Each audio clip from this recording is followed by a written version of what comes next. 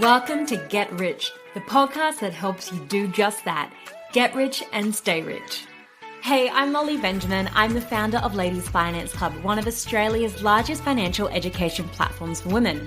But before I started helping thousands of women take control with their money, I was a hot financial mess when it came to my own finances. And not the fun kind of hot, more like crying in a supermarket wondering where all my money went kind of hot. But here's the thing, if I can go from financial mess to owning a share portfolio, investing in property and building wealth, then you can too.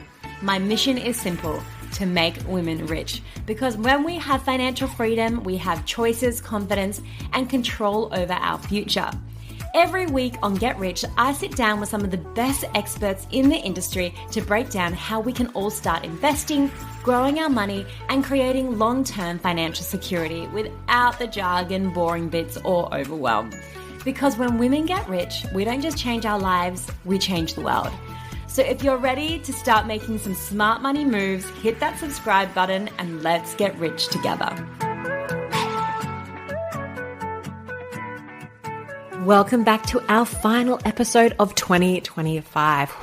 We have dropped an episode every Tuesday for the last year, which we've never done before. So yeah, kind of crazy. Anyway, today's episode is a great one to finish the year on because it talks about what I think is the most important thing about being good with your finances. It's about the mindset. And today's episode is for anyone who grew up around money stress and quietly worries about passing it on to their kids. And I'm joined by Annette Rose, the founder of Kids Get Money. And she grew up below the poverty line on a drought-stricken farm in Western New South Wales, surrounded by scarcity, stress, and survival mode money thinking. So years later, she found herself earning great money in finance, living in a multi-million-dollar home, but she was still drowning in debt. And similar to my story, it wasn't until she found herself in a supermarket and she also had a rock bottom moment that she realized something really needed to change. So in this conversation, we talk about childhood money stories and how they shape our adult habits, why mindset matters just as much as knowledge, and some really simple practical ways to teach your kids about money, even if you're still figuring it out yourself.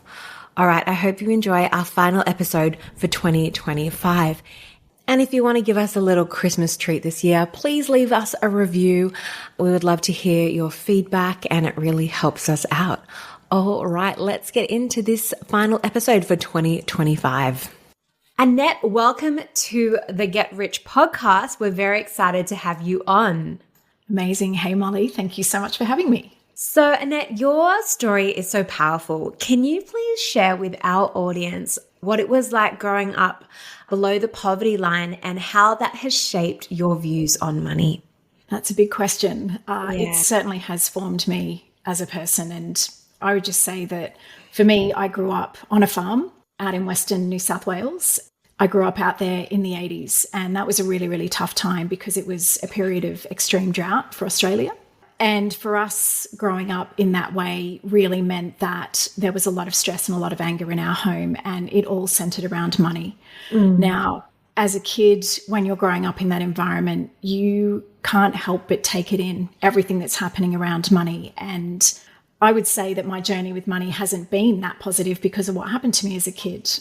When I became an adult, I brought all of those lessons with me, but the problem was I didn't know that I was bringing them with me. Yeah. So that money mindset factor was just huge for me. And I guess, was there a defining moment you realized financial education could break the cycles for others after, I guess, you had experienced that yourself?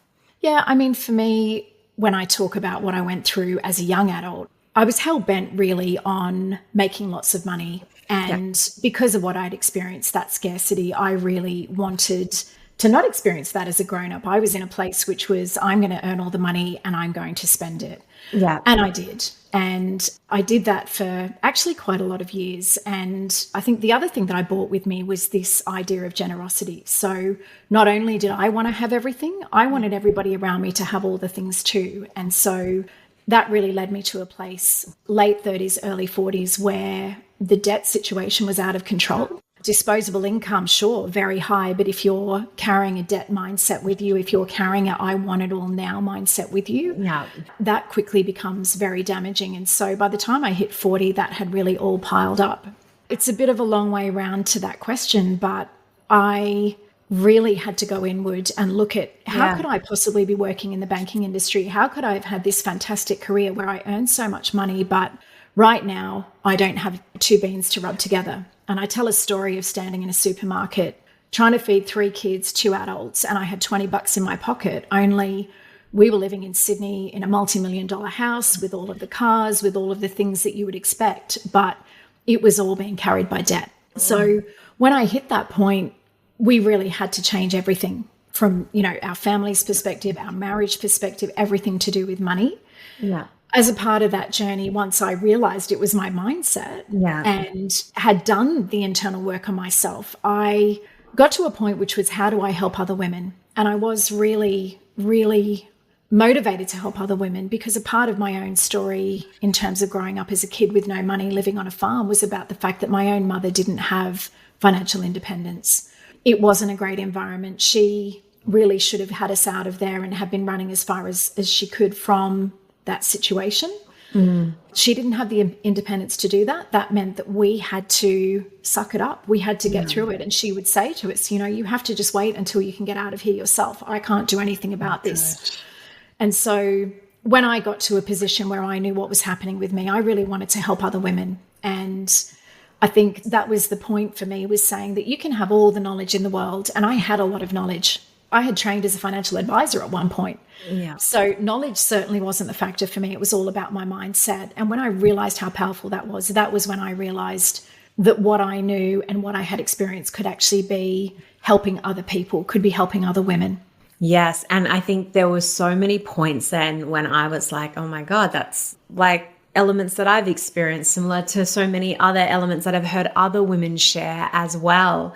So I guess when you started doing that inward work, you talk about, you were with your own money, you were being very generous and you were spending every cent. And obviously looking at your childhood, you were generous because, you weren't in that situation when you were younger, and then you were spending all the money because there wasn't any money. And I noticed with some people, they can go either way. They can hoard the money or they can just spend everything. They can be really generous or they can be really tight or not generous. So I guess, when was that moment where you had that kind of, was it a light bulb moment where you're like, oh, maybe this is why I'm acting this way? Yeah. I mean, what happened genuinely, that experience of standing in the supermarket, and I literally went into an internal breakdown, and I just started having some conversations with an energy coach. So, life coach, energy coach. And I rang her and I said, I'm so ashamed. I'm so ashamed because of where things are at. But I have to talk to somebody. I have to tell somebody. And we sat down, and within about 30 minutes, she has this incredible knack of just being able to say, and why has this happened? And why has this happened? And why do you think this has happened? And we literally went down over a period of about 30 minutes. And really, that's what it came down to. We got all the way back in that 30 minutes to the reason this is happening is because of what you experienced as a child. It's because of all the things that you saw, all the things that you heard, all the things that you experienced. And it's not a surprise that if you've never unpacked this, that you're carrying this with you and that it's driving your behavior. So, it was very much that the unconscious driver in the driving seat. Yes. Okay. And I guess then once and before we get into more of around the children's education and finance, but I'm really curious because I feel like a lot of women listening might be like, okay, well, I might feel like I'm in this situation right now. And it's so funny that you said about the supermarket, because that was me, but I didn't have kids. It was just me being like, I've spent all my money and I work in banking like crazy. So, I'm sure if it's happened to us, it's happening to many other women. So what were those first next steps you did to take back that control? Obviously, it was understanding the beliefs and where this has come from and the mindset. But I guess on a more practical level, what did you do then? I think that's really important. So the first step is, once you know, you can't unknow. And so if you're feeling like this, sitting down and just getting a little bit of space and really trying to give yourself some empathy to understand why you are where you are. I think that is number one. Once you know, it is a big breath, because for me, there was a lot of mess to unpick, and it's you feel ashamed, you feel scared. For me, there was all those conversations with my partner, with people that we were in debt to. There's all of that is really difficult. But what I would say is the practical step is to write everything down.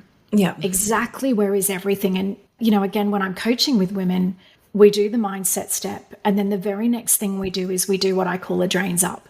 We just write everything down. Where are you exactly today? No matter how scary it is, do it yourself. And then it is really helpful to have a coach, Yes. and I know Ladies Finance Club has heaps of fantastic coaches that can help in this regard, because I think you need a cheerleader. You need somebody to remind you to be really kind to yourself, because, it's just money, right? Yeah. It's going to feel like it's the end of the world, but everything is going to be okay. And, you've got Molly sitting here, you've got me sitting here, definitely living proof that you can change your situation. But yes, that's the practical step. Yeah, and I agree. It's hard to get out of these situations by yourself. Sometimes you need that external help. And, when we're sick, we go to a doctor. When our pipes are broken, we get in a plumber. So Right. when our money situation's a bit all over the show, we can work with a money coach.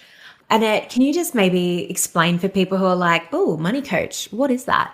Definitely. So I think the world of financial advice is pretty well understood. Most people, have this understanding that if I need this money guidance, I could go to a financial advisor. But that's a very big step, because by the time you get to your financial advisor, you are into, well, what are the products you need and why do you need those products? I always see a money coach is the step before that. And it's a very, very important step in, firstly, just getting to grips with your position, working to figure out what it is that you want to achieve in your life, because to me, that's what money is. Money is a way for you to live the life that you want to live and to have the choices that you want to have. So we do that step. We also work with you to educate. So where you might not have those skills, or you might need a little bit of topping up on your information about why would I be investing? How could I invest? What is all this superannuation stuff and what does it really mean? Not to mention life insurance. Yeah. So that when you actually go in with a financial advisor, you know what you're talking about, you know what you need. And I think that's really, really important. So that's where I see a coach being able to walk beside you and help you to get to that point where you have financial freedom. Yeah, and I get a lot of people asking me for financial advice referrals, to the point now where I have a form that they fill out. And I would say maybe 1 out of 3 times I'm like, you actually need from what you've told me, you need a money coach, but you just don't realize, you think you need a financial advisor, but they're not going to be able to help you yet until you've got these other areas under control. That's right. So we've kind of done the past, we've kind of gotten up to speed. So, and I know we just jumped straight in there as well. Good. Forgive me for just warming up, but I feel like I'm in my stride now. Yeah. So you've got the coaching element, but what are you doing now around educating the future generation, children? Yes. So good time to talk about Kids Get Money. Because from that discovery for me of what was happening with me, moving into helping other women with the coaching business, COVID kind of hit us in 2020. And at that point in time, I was really thinking about a couple of things. I was thinking about the glass ceiling and my corporate job. And I was thinking about what kind of a business would I have if I was going to replace that, because I was feeling more and more like I needed to step out of that.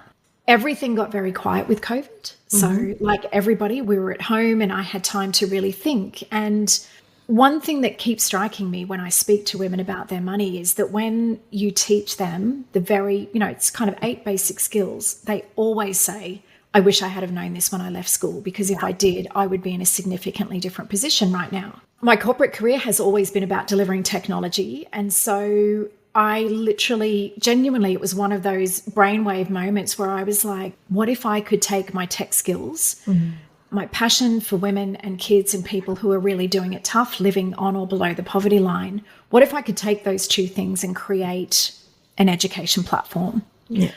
And that is where Kids Get Money was born. That was the idea. Now, it took me another 2.5 years to actually bring it to life, because There's just a lot involved in thinking about, can I really do this? Yeah.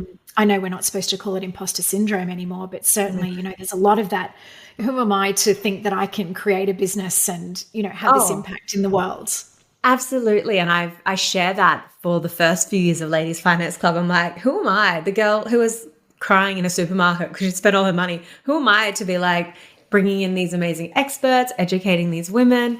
But yeah, I think that is like this little mindset shift you kind of get over eventually, but it does take that bit of work. It does, yeah. And so kind of fast forward to 2023, I had done kind of a small regional ideas accelerator where we kind of just looked at what would that proposition be, who would the market be for this, and put a MVP together, so that minimum viable product, and took that into 7 schools in Victoria. That tested really, really well. And from there, I was lucky enough to find a private investor who put a small amount of money in to help us build the first version of the platform that went live last year. So right now we're focused on schools and we're in the middle of building out our retail proposition. So being able to provide this now to parents and kids in a way that really resonates with them, that they can fit into their lives. Fantastic. And is it lessons? Is it education? Yeah, I think that's an important distinction. So Kids Get Money, definitely not a game, although I would describe it as being gamified. So to those of us in the tech world, that means it's more interesting than just kind of sitting there doing something out of a textbook. So there's quizzes, there's engaging videos, there's different ways to help kids learn these concepts, but it is very much education focused. So, there's a little pre-test and then there's a post-module quiz. And it's designed to kind of just bring in repetition and build up the skills of the students in those core financial literacy topics. Brilliant. Yeah. So next time I speak to people and they're like, I can't believe we don't teach this in schools, I'll be like, well, actually, have you checked out? Yes, Kids Get Money. Kids Get Money. Sure. Yes. So what do you think is the right age to start teaching kids about money? Is it like 6, 10, 15?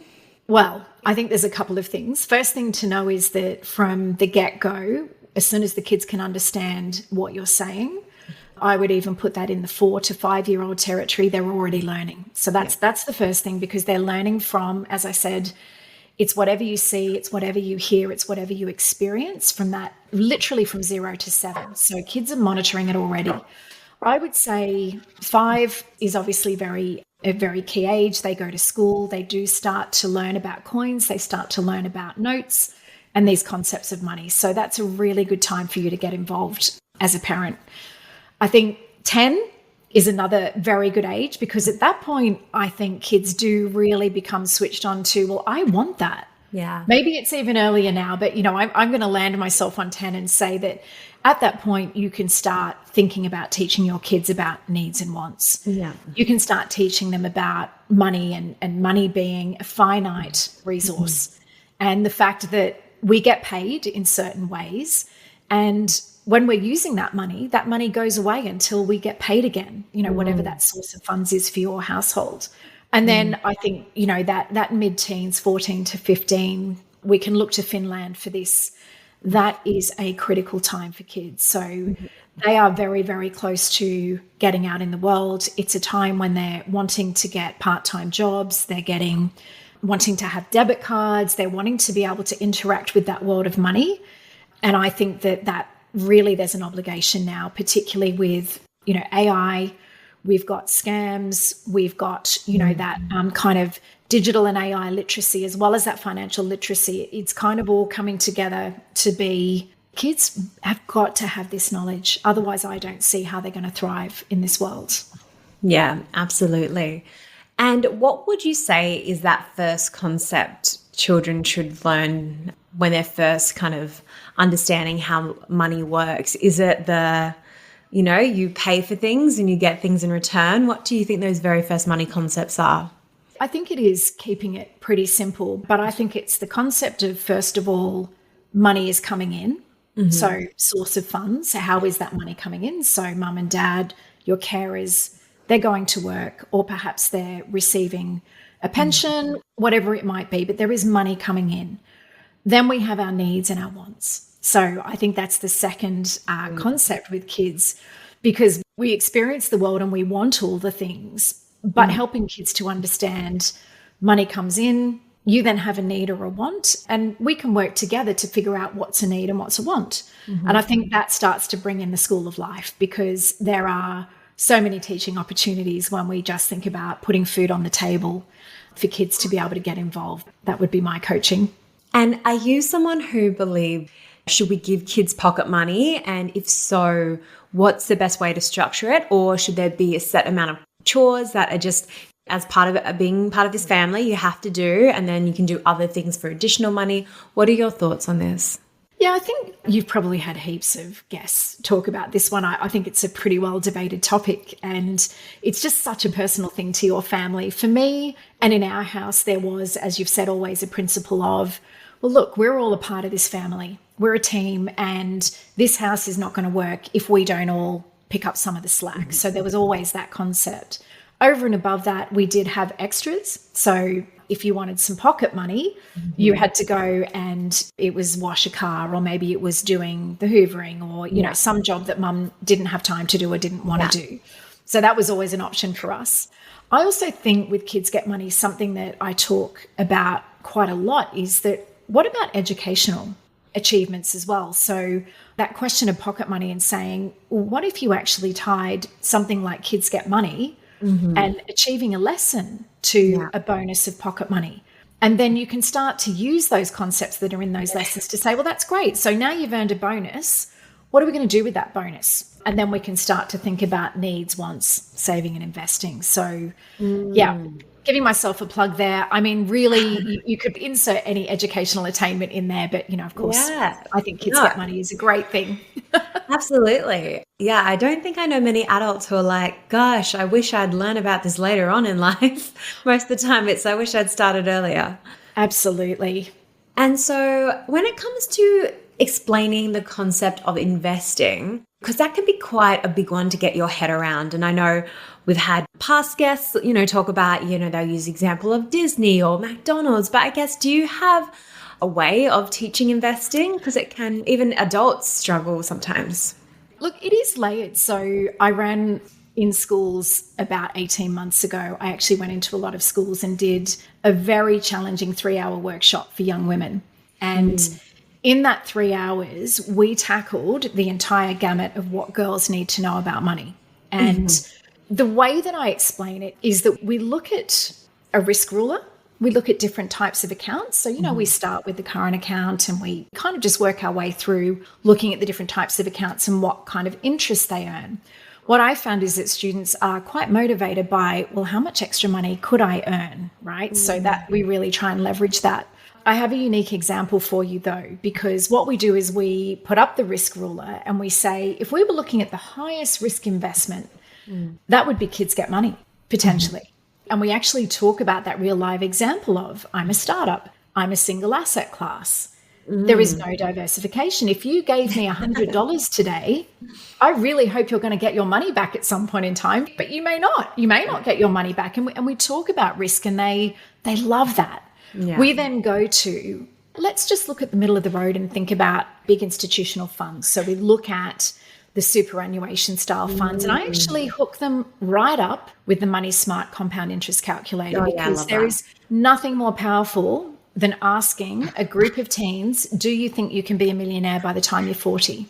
There might be one or two kids in a group of 10 who say, yeah, I think I might be able to do it. But when you show them that calculator, they are, I swear to God, they're like, what? Yeah. Are you even serious about this? And so we really bring it to life practically. And then we come back and say, okay, so what is investing? And as you've said, this is about owning a piece of a company. And with those examples and understanding compound interest and its power, it actually all starts to really click into place for them and ignites that excitement. Yeah. Oh my gosh, I wish I'd done your program at school.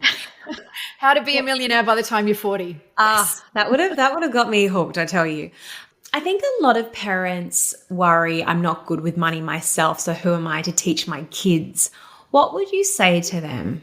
I would say that makes you the perfect candidate to teach your kids. I can reflect on my own personal experience and say that from that supermarket experience to today, yes, my kids had some really poor examples of what to do with money and behavior with money when they were younger. But now, today, putting all of those principles of we talk about it, we bring it out in the open, we are real, and we just say, actually, I don't know the answer to that. Why don't we go and find that answer together? There is, I think, for kids, when we present this front that we think we have everything together, we're trying to pretend that everything's okay, but they know that it's not, or you're trying to pretend you know something. I actually think that vulnerability is actually really age appropriate, obviously. Yeah. So, we don't want our kids to be scared and fearful, but we do want to go on a journey together. And, my kids went from having everything handed to them because that was how I'd started to being able to walk into a supermarket, and we are so proud. We walk in there and we're like, right, what's the cheapest possible price we can get all of the stuff that we want today for? Yeah. We go hard on unit prices. We go hard on things that are on sale. And when we come out and we're like, yes, we've nailed getting this for the cheapest possible price, we're delighted. And that's with a 19-year-old, a 21-year-old and a 24-year-old in our house now. Yeah. Love it. And this might have been answered in that question, but what do you think the biggest money myth or mistakes parents accidentally pass down to their children? Is it negative associations with money? What do you think it is? I think you're right. I did kind of answer it, but I would say very specifically that it certainly is scarcity, I think, because we can't help it as grown-ups. We will say things like, oh, wow, that's so expensive, or we can't afford that, or gosh, that's not for us. We don't need things like that. That's way too expensive, maybe too flashy. I think it is that without even thinking about it, we can pass on these messages to our kids because they're soaking it up. So I would say it's to become very conscious yourself about how you feel about money, and kind of almost circling back to that mindset and saying, well, what are the things I say about money? Yeah. What are the things I tell myself about money? And what are the things that the kids in the family are hearing about money? And how could we actually start to make this a more positive story and message for our kids? That would probably be the main thing for me, because if we can be open, if we can talk about things in a way that's collaborative, I think the kids love to get on board that journey with money. This has been awesome. And I've got 2 more questions. I know we're almost at time, but I'm like, I really want to ask these questions. One is, we talking about digital money, like tap and go, Afterpay, getting Ubers. A lot of money now is invisible. Like we don't actually see it. We don't touch it. We don't feel it. So how do we teach kids about that invisible spending? I think when they're younger, if you can have a separate safe account that you do those explorations together, that you have a card attached to, because I think there's nothing like having that conversation in a really real way. Yeah. I got paid this week and I've transferred this amount of money into my savings account. We can see that here. Now we're going to go to the garage and we're going to buy a packet of Lifesavers. Doesn't have to be big spending. Yeah. Mum's going to tap the card. You're going to see Mum tap the card. But here, look what's happening in my bank account, right? So again, I think it's that there are the accounts, the Spriggies and the kits that do as the kids get older. It's more appropriate to go on that journey with them with their own money. But when they're younger, you can start that conversation really early. Where did that money come from? Oh, well, Mum goes to work, or we have whatever it is being paid into the home. That's where that money came from. So to get more of it, I got to go to work again. And trying to make it really tangible, I think, is important from the get-go. And that's such a simple thing parents can do. And Absolutely. I think about, like, my parents were always trying to talk about money, but it was those small things that just weren't explained, because I don't know if it was assumed or they wouldn't find this interesting, or it just wasn't ever thought about, but actually breaking that down. And I always use this example as well. Like my dad, he used to get so angry at us for leaving all the lights on all the time. But what we didn't connect it with was he goes out to work, he earns that money, he sees as us not appreciating him. But all we heard was, turn off the lights. We're like, God, Dad really goes on about the lights. He's really got this thing for lights. We missed that explanation, which would have made all the difference. Because as kids, we're wanting to do the right thing, but that would have helped us so much. So I love just actually taking the time out and explaining that is so powerful. So kids get money. That's why we decided to design it as an education package as opposed to a game, because exactly because of that, because you can actually do the lessons and walk alongside your kids. Yeah, no, I love it. Final question. If a mum is listening and they want to start today, what's one simple action she could take this week to help build her child's money skills? I would suggest that you implement the weekly money chat. That's what I would suggest. So find a time that works for you and the kids and sit down and have that conversation about where the source of funds is. So money coming in and where money is going. Needs, wants. Awesome. Annette, thank you so much. If people want to learn more about your program or want to maybe learn more about your coaching, where can they go? Super easy. You can head to kidsget.money. That's it. Everything is on the website. So yeah, one place to go.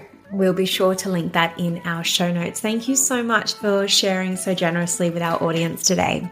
You are so welcome, and thank you for having me.